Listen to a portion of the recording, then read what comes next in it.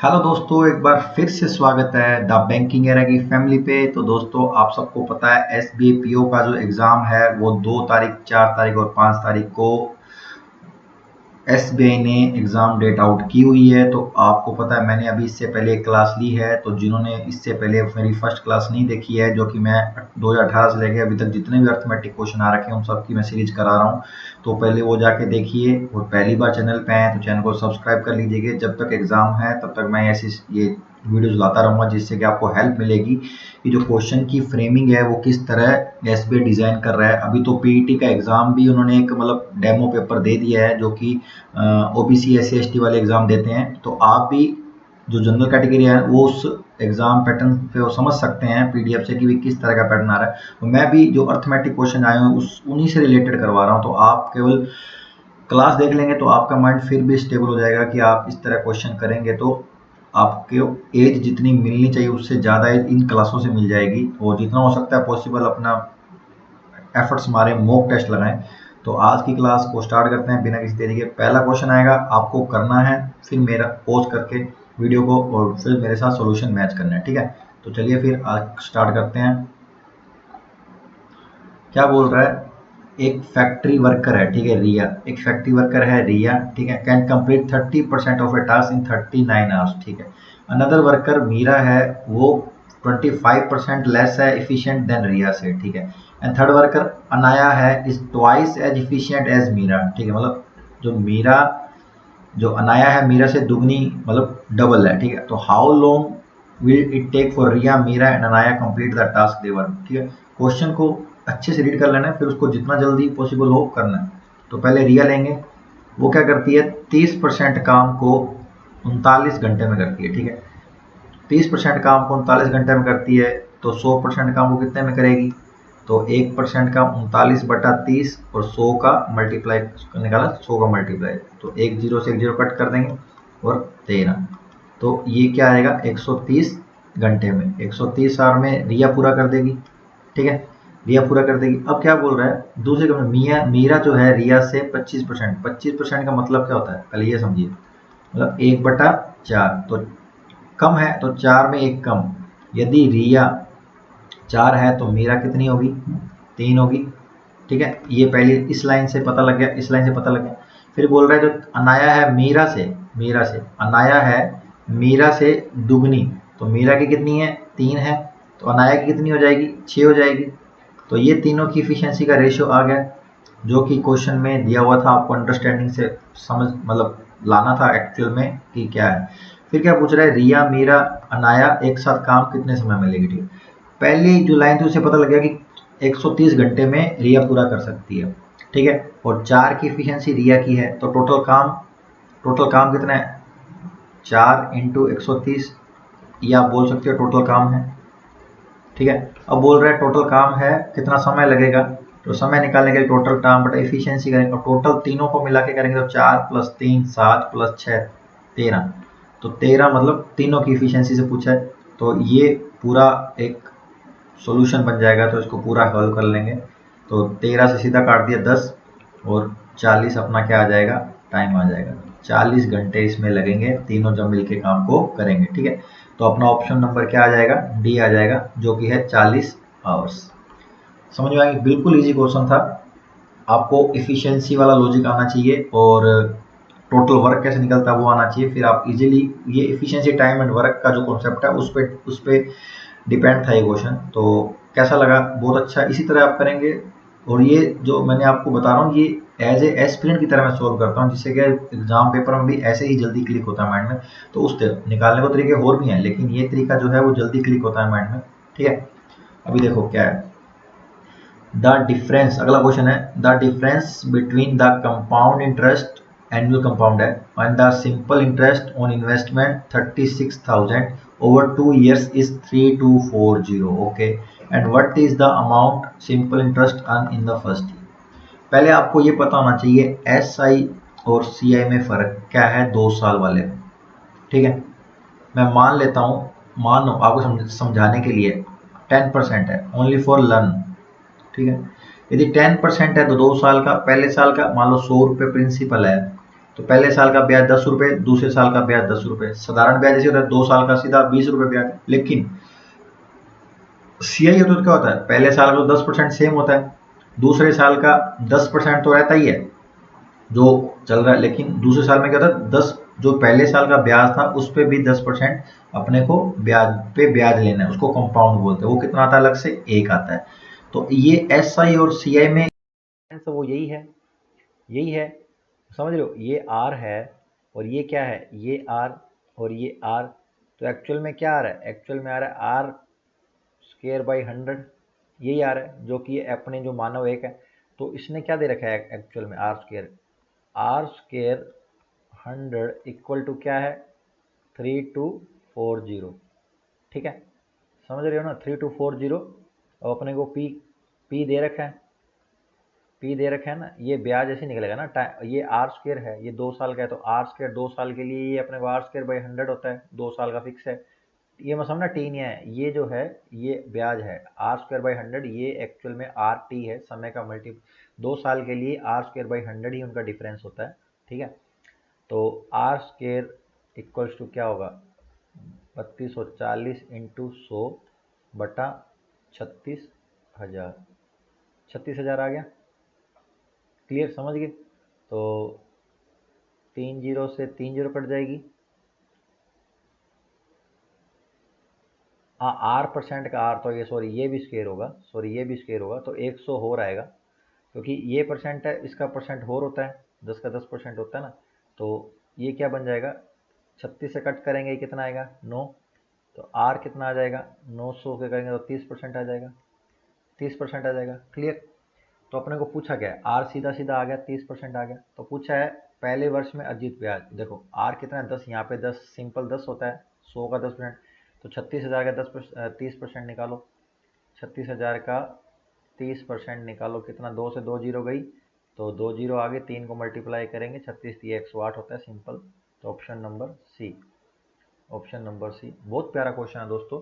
ये चीज़ मैंने आपको समझाने के लिए कि भाई R square by 100 P into equal to 3240, ये जो इक्वेशन बनी है, ये एक्चुअल में आपको पता होनी चाहिए कैसे बनती है। 2 साल के इंटरेस्ट का जो डिफरेंस है, 2 साल के इंटरेस्ट का जो डिफरेंस है, वो P into R square by 100 equal to 3240 दिया होगा। पी अपने को पता है, प्रिंसिपल 36,000 है, तो अपने डिवाइड कर देंगे, तो आर स्क्वायर बाई 100 है, 100 का स्क्वायर है वो, ठीक है, आर स्क्वायर बाई 100 की 100 का स्क्वायर होता है।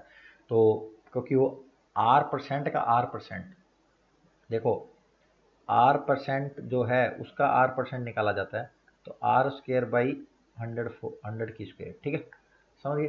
तो 30% आया, तो 36,000 का 30%। क्लियर। तो कितना आया, 10800 अपना आंसर हो जाएगा। क्लियर। तो चलिए फिर अगला क्वेश्चन करें। बहुत प्यारा क्वेश्चन है, करिए आप जल्दी से पोज करके। क्या बोल रहा है, एक डिलीवरी ड्राइवर है, अराइव एट हिज डेस्टिनेशन। ठीक है, एक डेस्टिनेशन पे 10 मिनट लेट पहुंचता है जब वो ड्राइव करता है 30 किलोमीटर पर आवर। ठीक है, and he arrive 10 minute early, 10 minute जल्दी पहुंच रहा है, कब, जब वो ड्राइव कर रहा है 60 kilometre per hour. And what speed in kilometre should be travel to arrive exactly at time. ठीक है, एग्जैक्टली वो पूछ रहा है कि कितने में जाएगा, कब, एग्जैक्टली टाइम पूछ रहा है। जो एग्जैक्ट टाइम पे पूछेगा, पहुंचना है, तो उसकी स्पीड क्या होगी ये पूछ रहा है। तो देखो इस पूरे क्वेश्चन में देखो क्या है, डिस्टेंस सेम है, डिस्टेंस सेम है, तो स्पीड इन्वर्सली प्रोपोर्शनल टाइम होता है, ये पता है, ये अपने को पता है ना, ये चीज़ आपको पता है, तो बिल्कुल सिंपल है। स्पीड का रेशियो मिला लो, स्पीड का रेशियो S1 S2 क्या दे रखा है, 30:60। ठीक है, अब इसका टाइम का रेशो उल्टा हो जाएगा, ये इधर आ जाएगा, कोई इन्वर्सली प्रोपोर्शनल है, तो 60 इधर आ जाएगा, 30 इधर आ जाएगा, तो इसको कट कर दो, 2:1। अब इन दोनों का कितना गैप है, 1 का गैप है, लेकिन एक्चुअल में गैप कितना है, देखो 10 मिनट देर, तो 10 मिनट देरी लग रही है और 10 मिनट जल्दी पहुंच रहे हैं, तो ओवरऑल कितना गैप आ रहा है, 20 मिनट का गैप आ रहा है। 20 मिनट का गैप है ना, यदि जल्दी जल्दी होता तो 10 मिनट होते, यदि यदि दोनों अलग अलग दिशा में है तो दोनों का प्लस हो जाता है। ठीक है, एक ही दिशा में है तो एक ही आता है। ठीक है, 20 है तो इसको लग रहा है 40 मिनट, इसको लग रहा है 20 मिनट। ठीक है, अब यदि किसी एक को पकड़ लो, इसको पकड़ लो, ठीक है, इसको पकड़ लो, अब वो बोल रहा है 30 की स्पीड से जा रहा है, 40 मिनट में पहुंच रहा है। अब बोला 10 मिनट देरी से है, तो एक्चुअल टाइम क्या है? एक्चुअल टाइम क्या है? एक्चुअल टाइम कितना लगना चाहिए? 30 मिनट। 30 मिनट लगना चाहिए ना एक्चुअल टाइम, ठीक है। अब अपने को क्या सही समय पहुंचना है, सही समय पता लग गया कितना है, 30 है। तो गति के लिए क्या चाहिए? डिस्टेंस एंड टाइम, दो चीज़ें चाहिए। स्पीड में के लिए क्या चाहिए? डिस्टेंस एंड टाइम चाहिए। तो इससे इससे टाइम तो पता है कि एग्जैक्ट टाइम कितना है, 30, इसको घंटे में बदल लो, 30/60। अब टाइम स्पीड वो कैसे, डिस्टेंस कैसे निकलेगी? स्पीड दे रखी है, 30 × 40 मिनट पहुंच रहा था, तो 40 × 40/60 कर देंगे घंटे में बदलने के लिए। तो ये 60 से ये 60 कैंसिल, ये 30 से ये 30 कैंसिल, तो क्या आ जाएगा? 40 किलोमीटर पर आवर। तो अपना ऑप्शन नंबर ई बिल्कुल राइट आंसर है। क्लियर, समझ में आ गया? बहुत प्यारा क्वेश्चन है दोस्तों, आपको ये कॉन्सेप्ट पता होना चाहिए। पहले तो ये पता होना चाहिए डिस्टेंस सेम है तो स्पीड इनवर्सली प्रोपोर्शनल 1/टाइम, जिससे मैंने एग्जैक्ट टाइम निकाल लिया दोनों का भी, कितनी कितनी टाइम पे इन्होंने लिया पहुंचने के, डेस्टिनेशन पहुंचने के क्या क्या टाइम लिया। फिर एक टाइम को पकड़ा, पता लग गया कि भाई वो 10 मिनट देर से था, तो उसका एग्जैक्ट टाइम क्या है? 30 मिनट। ये 10 मिनट पहले था तो ये भी 30 मिनट, दोनों सिमिलर रहेगा क्योंकि दोनों का कॉन्सेप्ट सेम रहेगा उसके लिए। तो अपने को पता लग गया। अब अपने को स्पीड निकालनी है, उसके लिए क्या डिस्टेंस चाहिए, टाइम चाहिए। डिस्टेंस कैसे आएगी? एक को पकड़ा, 30 × 40 मिनट था, उसको 60 घंटे में बदला। डिस्टेंस डिस्टेंस के लिए स्पीड इंटू टाइम होता है, और उसको एग्जैक्ट टाइम कितना है? 30 मिनट, तो लगा दिया, तो आप अपना आंसर आ गया। क्लियर? इस तरह आपको क्वेश्चन को समझना है, आपकी अंडरस्टैंडिंग को अप्रोच है इसी तरह रखनी है, तो आपका definitely S B P point बहुत अच्छा होगा दोस्तों। जिस तरह मैं समझा रहा हूँ इस तरह आप अपने माइंड में बिठा के चलेंगे तो डेफिनेटली आपका अच्छा स्कोर आएगा। चलिए अगला क्वेश्चन करते हैं। आप कीजिए, क्या बोल रहा है, हिंदी में पढ़ लेते हैं। चलो, एक वृत्ताकार बगीचा है, ठीक है जी, एक वृत्ताकार बगीचा है के चारों रेलिंग लगाने की लागत, मतलब इसके चारों, ये जो है ना, इस पे चारों रेलिंग लग रही है, 19 रुपये प्रति मीटर की दर से 4180 रुपये। बगीचे में घास लगाने की लागत 20 रुपये प्रति वर्ग मीटर की दर से कितनी होगी? अभी देखो इसमें ना इकाई से भी पता लग रहा है भी क्या है। देखो 19 रुपये प्रति मीटर है ना, तो ये एक्चुअल में किसकी बात कर रहा है? लगभग आपके साथ परिमाप की बात करता है, या पेरीमीटर की बात कर रहा है, ठीक है, पेरीमीटर की बात। अभी देखो लगाने की, बगीचे में मतलब यहाँ घास लगानी है, तो उसका लागत क्या है? 20 रुपये प्रति वर्ग है, वर्ग। तो वर्ग क्या होता है? वर्ग आपको पता है, एरिया, एरिया निकालना है। तो पहले अपने क्या करेंगे, 2πr इक्व टू क्या दे रखा है, 4180/19 करेंगे तो 2πr पेरीमीटर आ जाएगा। 19 रुपये प्रति मीटर था, लगा कितना? इतना। यदि 4180 रुपये में 19 रुपये प्रति मीटर का कर देंगे तो मीटर में क्या आ जाएगा? पेरीमीटर आ जाएगा। तो इसको सोल्व कर लो पहले, 2 × 22/7 × इसको कट कर दो सीधा, 19 दूना 38, 3 बचेगा, और 8 रहा है, 19 दूना 38, ठीक है, 220 बचा। ये 22 से 10 गया, ये 2 से 5 गया, आर कितना आया? 35। देखो आपको वैसे पता होना चाहिए, यदि पैरामीटर 220 आ रहा है तो सीधा सीधा उसकी रेडियस क्या होती है? 35 होती है, ये आपको पता होना चाहिए। 7 से लेके 14, 21, 28 और 35, ये आप याद कर लीजिए। ये होता है 220, ठीक है, ये 44, ये 88, ये 132, ये 176। ये ऐसे एरिया भी होते हैं, आपको याद कर लेना। ये आपको पूरा एक जो है कॉम्बो याद कर लेना, जिससे क्या एग्जाम में आपको जल्दी क्लिक हो जाए। यदि पेरीमीटर 220 आ रहा है तो उसकी रेडियस क्या होगी वृत्ताकार की? 5 होगी। जितना आप प्रैक्टिस में चीज़ें लाओगे, नंबरों से खेलोगे, उतना जल्दी एग्जाम के अंदर होगा। अभी देखो एरिया, एरिया का फॉर्मूला होता है पाई आर के, तो 22/7, एरिया कितना है? एरिया कितना है? 35 × 35। ये एरिया है, और एक एरिया को लगाना है 20 की, तो इंटू 20 कर देंगे, टोटल खर्चा आ जाएगा, टोटल एक्सपेंसेस आ जाएगा। तो कर दो, 5 से 5 कट हो गया, इससे गुना 100, 100 22, 2200 × 35, तो सीधा सीधा पता लग रहा है कितना आएगा? 70,000। 70,000 अपना ये आंसर आ जाएगा। कैलकुलेशन जितनी फास्ट रखोगे दोस्तों, उतना ही आपका जल्दी क्वेश्चन होगा। जितना इक्वेशन बनाने में आप टाइम लेते हो ना, तो फिर आप इतना फिर उस तब ये कीजिए कि आपको जल्दी से जल्दी कैलकुलेशन फास्ट हो जाए। मान सकते हैं कि क्वेश्चन समझने में थोड़े सेकंड ज़्यादा लग सकते हैं, लेकिन फिर आप उसको कंपनसेट कहाँ से कर सकते हो, कैलकुलेशन फास्ट करके कर सकते हो। तो वो कैलकुलेशन इस तरह फास्ट की जा सकती है, जिस तरह मैंने बताया कि मान लो आपको 220 पेरीमीटर आ गया, तो हैंड टू हैंड पता लग गया कि इसकी रेडियस सीधा 35 होगी, तो सीधा पेरीमीटर पे रखा, यदि 35 है तो इसका 4850 होता है लगभग, मेरे को जहाँ तक आइडिया 4850 को सीधा मल्टीप्लाई करना, तो वो ऐसे आपको याद रहना चाहिए, ठीक है ना, क्योंकि ये यही इसके फैक्टर आते हैं, 7 14 21 28 35 त्रिज्या या पेरीमीटर ये तो होंगे, ठीक है, तो ये आपको पता रहना चाहिए। तो चलिए फिर अगला क्वेश्चन कीजिए। क्या बोल रहा है, if A card is drawn from A deck of card, ठीक है, व्हाट इज प्रोबेबिलिटी। देखो मैं आपको प्रोबेबिलिटी का एक आधा क्वेश्चन करवा रहा हूँ, जिससे आपको पता लगना चाहिए कि इस तरह का क्वेश्चन आ जाता है एसबीआईपीओ में, प्री के अंदर 1 नंबर आप रख के कर सकते हैं, ठीक है। जितने लगभग मैं समझा दूँ उससे लगभग आप अपना थोड़ा बना लीजिए कि आ सकता है। अब क्या पूछ रहा है, प्रोबेबिलिटी क्या पूछ रहा है, the card is either red jack होना चाहिए या ब्लैक क्वीन होनी चाहिए। मैंने आपको उस दिन भी बताया था 52 पत्ते में 26 पत्ते ब्लैक होते हैं, ठीक है, और 26 पत्ते क्या होते हैं, रेड होते हैं।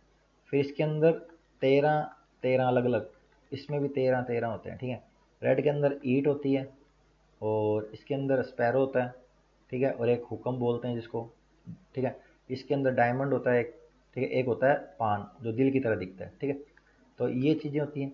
फिर इसके अंदर जैक्स भी 4 होते हैं, मतलब टोटल 4 होते हैं, रेड के अंदर 2 होते हैं, और रेड इसके अंदर ब्लैक के अंदर 2 होते हैं। ऐसी क्वीन 2 2 होती हैं, ठीक है, और इक्व जो ए होता है वो भी 2 2 होता है। तो ऐसे करके के आपको ताश के पत्ते प्रैक्टिकल है, तो एक बार ताश के पत्तों को देख लीजिएगा, ऐसे होता है। तो अभी क्या है, उसमें एक पत्ता निकालना है, तो ऑल ओवर जो है उसमें 52 में से एक पत्ता निकलेगा, ठीक है, 52 में से एक पत्ता निकलेगा। अब क्या है, या तो उसका पत्ता है लाल जैक होना चाहिए। ओवरऑल जैक है कितने, लाल कितने जैक हैं, 2 होने चाहिए, 2, उसमें से एक निकालना है। तो 2 C1, या जब या होता है ना, या और होता है, तो उसमें प्लस का साइन आता है और में, ये याद रखना। जहाँ एंड होगा वहाँ मल्टीप्लाई का साइन आएगा, ये आप याद कर लीजिए। जहाँ और होगा वहाँ प्लस का साइन आएगा, जहाँ एंड होगा वहाँ मल्टीप्लाई का साइन आएगा। तो और में यहाँ प्लस करेंगे। फिर क्या पूछ रहे हैं, काली क्वीन। काली क्वीन में ये स्पैरो चिड़ी वाली भी हो सकती है और हुक्म वाली भी हो सकती है, तो उसमें 2C1, तो 2C1 को क्या लिखते हैं, 2 लिखते हैं, प्लस 2C1 2, और 52C1 को 52। तो सिंपल कैलकुलेशन होगी, 4/52, 4 से कट हो जाएगा 52, 13 चौके 52, तो एक ऊपर आ जाएगा, 1/13। ये अपना आंसर, ए अपना इसका सीधा सीधा आंसर आएगा दोस्तों। 1/30 इसका, 1/13 इसका आंसर होगा। ताश के पत्तों की गड्डी में एक पत्ता निकालेंगे जिसकी संभावना पत्ता लाल जैक और काली क्वीन हो, उसकी प्रोबेबिलिटी क्या होगी, 1/13 होगी। क्या होगी, 1/13 होगी, ठीक है दोस्तों। तो ठीक है दोस्तों, आज की क्लास के 6 क्वेश्चन मैं बनवाए थे अभी, तो आपको मैंने क्लास करा दी है।